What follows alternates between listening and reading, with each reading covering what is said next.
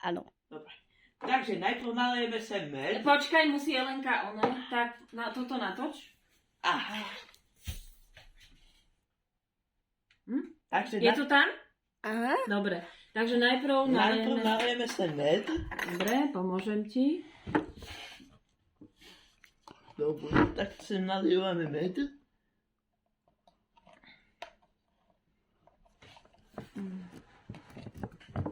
Tekutín je rovnaké množstvo, aj medu. Áno, že má pocit, že 50 ml. Áno, presne tak.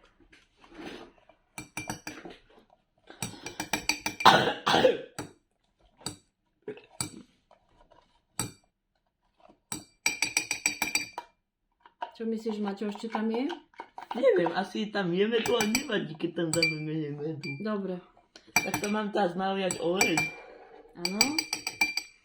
Tak. Dobre, teraz tam ideme ľudia naliať olej. Takže sa tam nalieva olej a už je tam naliatý olej. Rovnaké množstvo ako medu. Áno, asi áno. Je to také navrstvené. A teraz sem idem naliať vodu. Teraz sa sem nalieva voda. Pozriem sa, či sú tam tie úrovne. Takže tu je, toto neviem, či je olej alebo voda.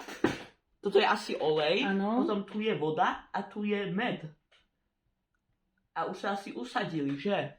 Vyzerá to tak. Aha, Dobre, tak ešte povedz, koľko to má hustoty. Takže ľudia, med sa usadil na dne, lebo má najväčšiu hustotu.